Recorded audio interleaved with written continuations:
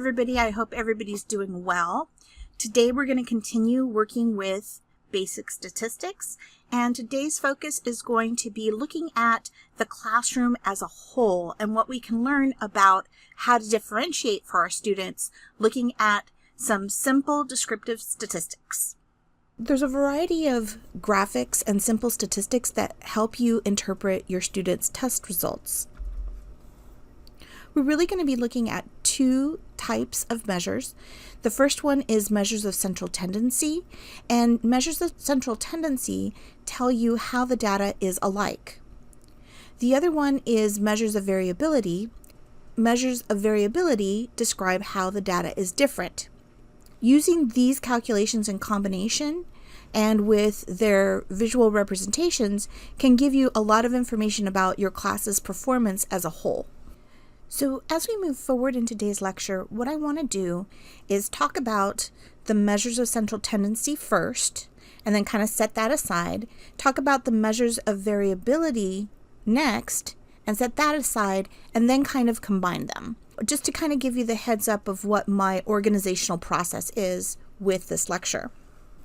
So first, let's talk about the measures of central tendency. Measures of central tendency will tell you how the data is alike. The measures of central tendency are very common.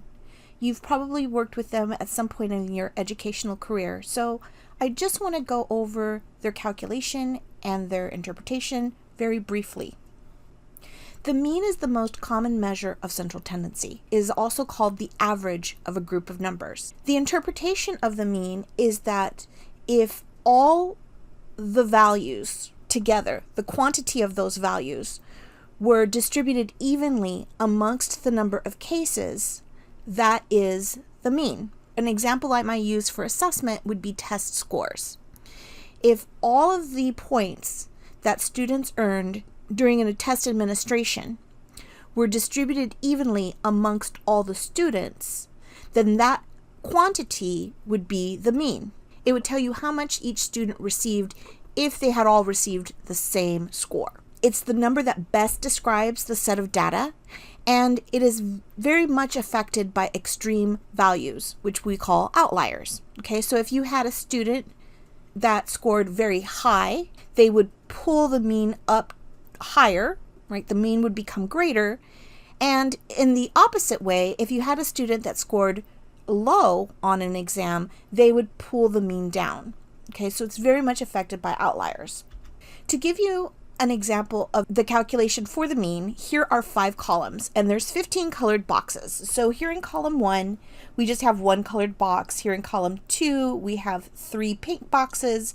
Here in column 3, we have 6 green boxes. Here we have 1 red box, and here we have 4 of this turquoise teal colored boxes. Okay, if we were to distribute these boxes evenly amongst the 5 columns, we would have 3 boxes in each column, right? And what I've done is basically take 6 boxes and I put 2 here and 1 over here to distribute them. I also took one of the turquoise colored boxes and brought them here, and now we see that this is an even distribution amongst the 5 columns.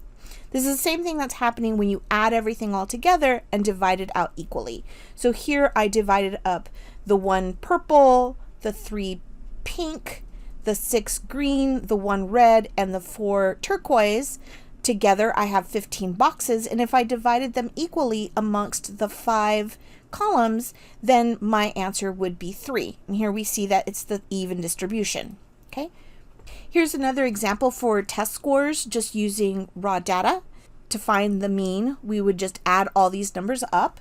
So just to kind of show this to you here, I'm going to pull over the calculator again, and I'm going to make this look a little bit smaller so we can see. Can I make this smaller? Nope, I can't. Okay, so here I have 82 plus 93 plus 86 plus 97 plus 82. The sum of these is 440. If we divided the 440 equally amongst the 5 tests, then we would get that the mean is 88. So what this is saying is all the test points divided equally throughout the 5 tests would give each test 88 points. The notation for the mean is the Greek letter mu if you're talking about the population, and if you're talking about a sample, usually you see it as this cursive X with a bar over it, and that's referred to as X bar. The next measure of central tendency that we will discuss is the median. So median is a really robust measure of central tendency. It's considered to be the middle value of the data, and it's not affected by extreme values. So that's what makes it so robust. There's nothing that's really influencing it. It divides the data exactly in half so that 50% of the data is less than the median and 50% of the data is greater than the median, and it's considered the balancing point of the data. I'm going to stay with test scores because it's an assessment class. So let's look at these 5 test scores. You gave these students a test and you collected the papers, graded them. A student got a 78, a 93, an 86, a 97, and a 79. Okay, so your 5 student scores are there. So let's just put them in order so we can kind of see who scored the least and who scored the most. If you notice here, right, 78, 79, 86, 93, 97, the number that's exactly in the middle of that group is 86. 50% of the remaining data is less than the median, and 50% of the remaining data is greater than the median. So that's the number that's balancing everything in half. If we had a situation where we had an even number of test scores, okay, so let's just say these are our new test scores, 92, 86, 94, 83, 72, and 88. 6 students took the test. These were their scores. Again, we want to put them in order to see who received the lowest score and who received the highest score, right? So we put them in order here, 72, 83, 86, 88, 92, 94. There's 2 numbers that are really in the middle. In this case, you would look to see what number is exactly in the middle. The number that exists exactly in the middle between 86 and 88 is 87. So the median would be 87. You could do this calculation with an actual algorithm, in which case that you would add these 2 numbers that were in the center and divided them in half. So if I added 86 and 88, and I'll show you again with my calculator, 86 plus 88, I would get 174, and if I divided that number in half, I would get 87. So here it's the same number that exists right in between. Okay, it's the number that's exactly in between. The notation for median is, regardless of whether you're talking about a population or a sample, is a capital M. Next, we'll talk about the mode. So the mode refers to the number that occurs most frequently in a set of data. The mode is not affected by extreme values, similar to the median, and different than the mean. It's the only central tendency measure that's useful for nominal data, so any data that describes characteristics, so for example like gender, race, you can have a mode for qualitative data and also for quantitative data, whereas you can't have an average / mean for qualitative data, and you cannot have a median for qualitative data. There might be a situation where you have no mode. So like here in this example right here, there is no mode. There's an equal amount of values for each of these. No mode exists. Or there might be several modes where you might have like 2 values or 3 values that have an equal amount. If you were looking at the mode in terms of visually, right, you would see the mode as the tallest bar of a histogram or a dot plot. So here we have a dot plot.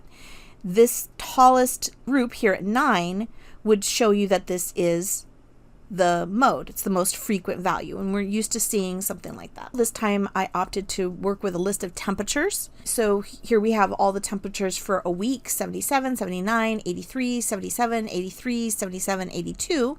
We can put them in order just to kind of make things easier to find. They don't need to be in order, but we can see very clearly now that 77 is the most frequent number, therefore the mode is 77 degrees. As for mode, no notation for the mode is used. If it is used, it's very seldom. So what does this mean in terms of distribution? Now that we've talked about the calculation, I want to start talking about the interpretation of mean, median, and mode. If you were looking at the distribution of your scores, here when we have the mean, median, and mode are approximately the same, what it will suggest is that you have one of three distributions. You could have what we call a normal distribution, or the bell curve, where the mode is here. Okay, you can see where the mound is. The mean is in the center of the mode, and the median is in the center of the mode. Similarly, if you had a bimodal situation where you have a mode here and a mode here, right? So it's bimodal, two modes. You would still get the mean and the median in the center. Here, we don't have a mode. In this case, the mean and the median are also still in the center. What does this signify in terms of teaching or addressing the needs of your students? Let's just say that you have a symmetrical distribution, and you would actually need visual representations of this to be able to confirm that you have a specific type of distribution. You wouldn't be able to go just by your calculations. And I can show you using Google Sheets is a really great app to use. It has a feature that gives you really nice distributions, very quick and easy to use. Very, very useful when you're working with post-observation type of work, or you're looking at case studies, so that you can interpret your results a little bit more thoroughly. So in this first section right here, we have what they call a symmetrical distribution. Notice that the majority of your values are right here. In a symmetrical distribution, we know that the mean and the median are in the center. We looked at this in the last slide. The mean and the median are in the middle. We've got the symmetrical distribution. The most of your students are right here. So if a lot of the times what we'll see from teachers is they'll test to the mean, which is great as long as you have a symmetrical distribution. If you're trying to look at ways to differentiate for your students, really addressing this mean right here, this bulk right here, is important if you have a symmetrical distribution. Let's look at here at this situation. Here again, the mean is right here in the center. If you taught to the mean without kind of looking at the distribution of your data, you're not able to differentiate in the best way that you can for your students.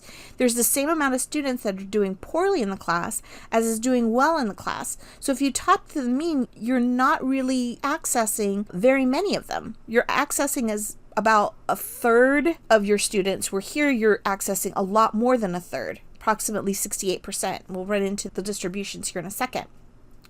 Bimodal distribution here, where sometimes they call it camel humps or whatever. Here you'll also have the mean and the median in the center. If you're trying to quote unquote teach to the average, you could be accessing a very small group of your students, where really what you have here is a group of students that aren't doing very well and a group of students that are doing extremely well. If you try to access this group right here, you're not meeting the needs of your class. So besides just looking at the numerical values, you want to also look at the shape of the distribution to give you accurate data of what you need for your students. Now let's look at this other situation. Sometimes what will happen is you will have an outlier, and we talked about how the mean is influenced greatly by outliers. Here in this skewed left, it appears that we have some outliers way over here, and I'm going to go ahead and grab my pointer. We have some outliers that are way over here on the left, okay? And they are pulling at this distribution. Instead of this distribution being normal, this number out here pulled at it and created this tail. See this tail right here? Created this tail. Okay, now the mean is much lower than the median and lower than the mode. If you have this shape distribution, then really working towards the median is going to help you, because you're going to be able to address the majority of your students here, where if you taught to the mean, you're going to be addressing very few students.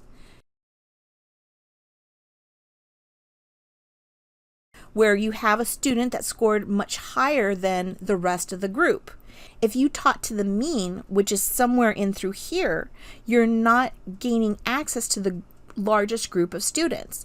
You're going to have to look at where is the mode, where is the median, to see where is it that you're going to be able to reach the greatest amount of students, right?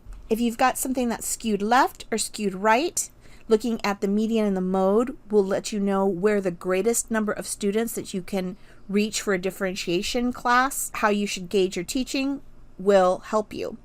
If you're looking at the mean and the median and your distribution is symmetrical, again, you're also meeting the needs of the greatest number of your students. But if you have a bimodal or uniform distribution, then you are not meeting the needs of the greatest number of students here. So really looking at the shape of the distribution is just as important as looking at the calculations of the measures of center. Now that we've had a chance to discuss the measures of center and how the data is alike, let's look at the measures of variability to discuss how the data is different. And again, I'm going to go over some simple calculations, but also the interpretations of these measures. So what do we mean by variability? Variability refers to the extent of which the scores of quantitative data are spread out. The difference between the lowest value and the highest value is called the range. It's the one number that describes the range. The interquartile range is the middle 50% of the distribution. And we can use this thing called the 5-number summary that reports the lowest score, the minimum score, the number that describes the median, the number that describes the maximum score, and then also the numbers that are the median between the minimum and the median, which is called the lower quartile or quartile 1, and the median between the median and the maximum, which is called quartile 3. So here, if we looked at it in terms of a box plot or a box whisker plot, as some of you may know it, we have a minimum, we have the maximum. Okay, so this spread right here, this number right here would be the range. The difference between 60 and appears 0 is the range. The median is the balancing point or the center value, where 50% of the values are less than the median and 50% of the values are more than the median. So that's described by this vertical line here. If we took this lower half of the values and we went ahead and found the median of just the lower half so that it would cut this 50% in half into two 25%, that is what we would call the lower quartile or quartile 1. And similarly, if we took the top 50% and divided it in half by using the median, and we were able to divide the 50% into two 25% halves, the number that would define that cut would be the third quartile, quartile 3, or the upper quartile. It's also called that. Okay, so basically what it's doing is the box whisker is dividing the data into 4 equal parts. The minimum through the quartile 1 is 25%, quartile 1 to quartile 2 is another 25%, quartile 2 or the median to the upper quartile or quartile 3 is another 25%, and the last 25% is between quartile 3 or the upper quartile and the maximum. All right, so this is one way of describing the range. So here is another representation of the box whisker plot, also known as the box plot. Here it is, a little bit bigger. If you notice, there are 5 vertical lines. The lowest vertical line represents the minimum. The second vertical line is the first quartile, also known as the lower quartile. The center vertical line is the median. The vertical line is the third quartile, also known as the upper quartile. And the last vertical line is also known as the maximum. Each one of the vertical lines divides the data into fourths, 25% each. We already talked about how the median divides the data in half. Okay, so from the median to the minimum is 50% of the data, and from the median to the maximum is 50% of the data. The lower quartile and the upper quartile also divide the half of the median and the minimum in half. Here we'll have 25% of the data, 25% of the data, 25% of the data, 25% of the data. The interquartile range is the range between the lower quartile and the upper quartile. So this represents the center 50% of the data. This represents the lower 50% of the data, and this represents the highest 50% of the data. If we look at an example here, let's just suppose that these are raw data test scores. You have 7 students, 1, 2, 3, 4, 5, 6, 7, and you want to see what the variability is. Obviously 15 is your minimum. If we look at it in terms of a number line, 15 is your lowest value. The maximum value in terms of the number line is 90. So here is another vertical line. So we've got a vertical line for the minimum, vertical line for the maximum. If this is our set of data, then the balancing point of the data, the median, is 55. Here we have 50% of the data being less than 55 and the remaining 50% of the data being more than 55. 55 is the balancing point. And here is the vertical line that represents the median. Now let's just look at this part of the data, okay? 55% is the balancing point. If we looked at these 3 values and we looked at the centermost value, it would be 30. This is the lower quartile. This vertical line represents the division where 25% of the data is less than 30 and 25% of the data is between 30 and 55. Same thing happens here. Here we have the 55, which is the balancing point for all of the data. And up here we have 60, 80, and 90. The value that exists exactly in between is 80. 80 is the center point here. The middle 50% of your students scored between 30 and 80. The lower 50% of your students scored between 15 and 55, and the upper 50% of your students scored between 55 and 90. We can see that this is got a long left whisker, and this is skewed to the left. There is this lower outlier that is kind of starting to skew everything. If we looked at it in terms of a histogram, we would have this lower value kind of starting to create a long left tail. Here with the box whisker, we get an indication that we might have skewed data. 2 other numbers of variability or measures of variability that are often used are variance and standard deviation. I don't want to get into the calculation so much for this class, but they both describe the variability of the data relative to the mean. The larger the number, the more different the range of values are in comparison to the mean, and the smaller that number, then the less amount of variation or differences exist between the data overall and the mean. So what are the implications of variability in scores? Well, when the scores are spread over a narrow range, right, you have a small variability, small standard deviation, then the data is more homogeneous, it's more alike. There isn't very much difference. So here we have a range is 28, the standard deviation is 4. There's not a whole lot of variability here. Most of the values are right in through here. Low standard deviation, about 1/6 of the range, means that in general, the scores are very similar to each other. In other words, not very different.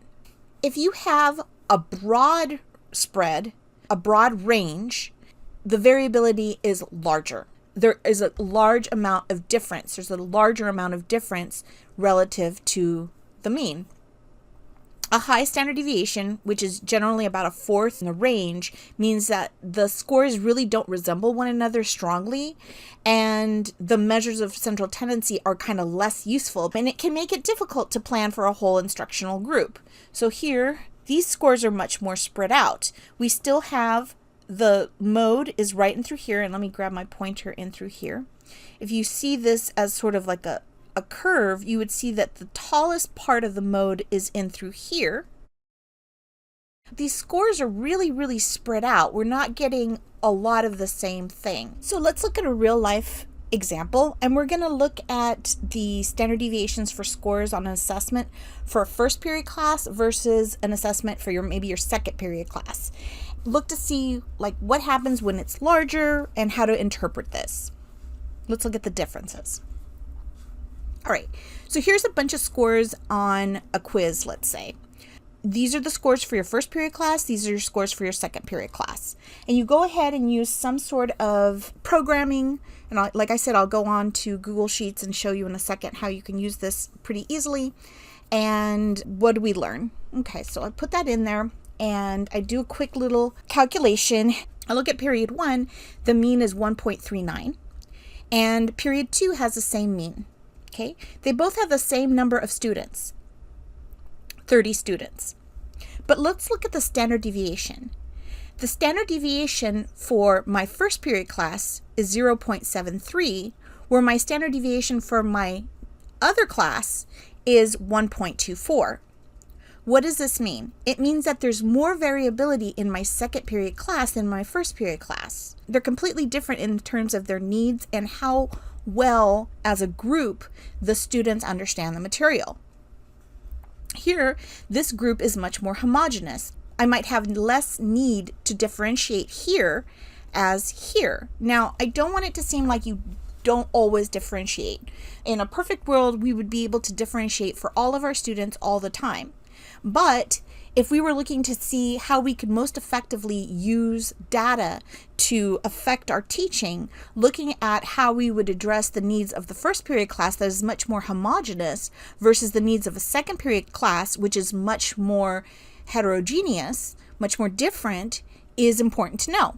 When is this useful? Again, I can't stress this enough. It's useful when you're working with observations with your vice principals or your assistant principals or your principals, whoever it is that's evaluating you. Something like standard deviation is available for most grading programs. You should also assume that this has a normal distribution, and how would you necessarily know that? So let's look at an example here with functionality. So here's just Google Sheets. You can get Google Drive with a Gmail account, and one of the options that you can use is Google Sheets. What I like about Google Sheets is that it's free. You can store the information on Google Drive so you have it available all the time, and it has some automated options that aren't necessarily available with Excel. Excel is great, don't get me wrong. Excel is a great program, but it does require a little bit more training, I think, for the layperson than something like Google Sheets, which is really just clicking as you need to. So here I have just some fictional data of how students did on homework versus how they did on their tests. And let's just start off by getting some just regular information about measures of center. So I'm going to go ahead and work with homework first. And if you notice here at the very, very bottom, you will see that it has this Explore tab. And you can click on the Explore tab, on this Explore little icon, and it will actually give you all the information that you might need. So here it gives you like the sum, it gives you the average. So as far as the homework is concerned, it's got the average is 72, the min and the max are in there if you wanted it. If you wanted to perhaps look at a histogram of the homework, it will give you a histogram, and you can actually just insert the chart here. So again, really nice for if you're working with trying to explain to administrators or coaches how you're working with the data to influence what you're doing with students. Here you're seeing that most of the students, the mode students are scoring between 59 and 68 on the homework assignments, right? That's your mode, your frequency. You also have the measures of center that you can just find down here. Average homework, okay? 72.62 is my average. So 72 is over here. You've got these scores up here that are kind of pulling it over. You can also ask for the median. Just type it in, median of homework. Click. It will give you the median. Median is slightly higher. You can do the same thing for tests. Here I just highlight the test information, look at Explore, and you can start to ask questions about the test. Whoops. histogram, oops, I want histogram of tests.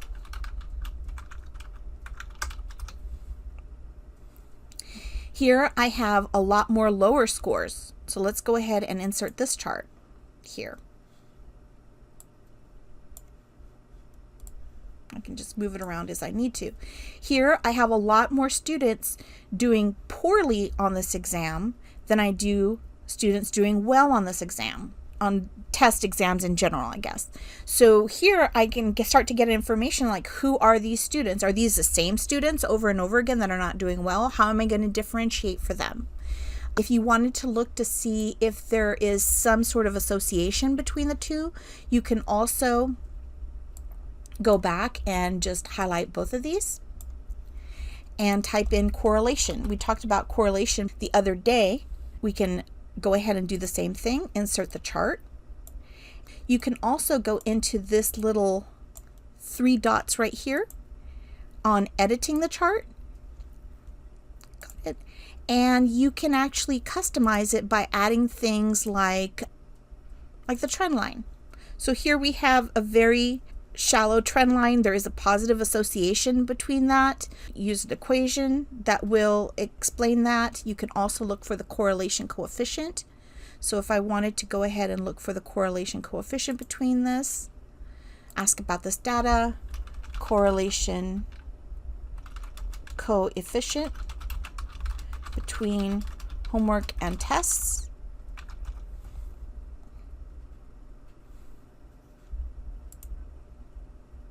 It tells you that the correlation coefficient is positive 0.26. Do you see that? So here it's saying that there is a positive weak correlation between how students do on the homework versus how students do on the test. It's not a very strong predictor, but there is some association between the two. Maybe you would have thought it was higher. Who knows? It is what it is. But ultimately, this gives you some information on how to use the data very quickly, very easily. You don't have to know any formulas, how to program the Excel sheet to do what you want it to do. Google Sheets is really, really nice for these very quick, easy things. Let's do the same thing for looking at the standard deviation. So let's say I want standard deviation of homework. And it gives me my standard deviation is right here, 12.66. And let's look at the standard deviation of tests. Standard deviation of tests is a lot less. It's 0.26. And if you ever need to kind of look at some of this, here we have the standard deviation of homework. There's a lot more variability with the homework than there is with the tests. The tests are more homogeneous. So it gives you some interesting information to kind of look at, make decisions about your data, make decisions about how to gauge what your students need. In order to do a box plot, it takes a little bit more finessing. It's not just as easy as just typing in box plot or box whisker plot in here, but there is a really great video that I'm going to go ahead and link in the description box below that you can play with and see how you can create a box plot as well. So in the next video, we are going to talk about how to sort of put this all together and how the measures of center and the measures of variability allow you to interpret norm reference tests, whether you're helping your students interpret them, whether you're helping parents interpret them, or whether you're using norm reference information to make decisions on how to place students in programs. We'll also get a chance to look at criterion reference tests, how they differ than norm reference tests.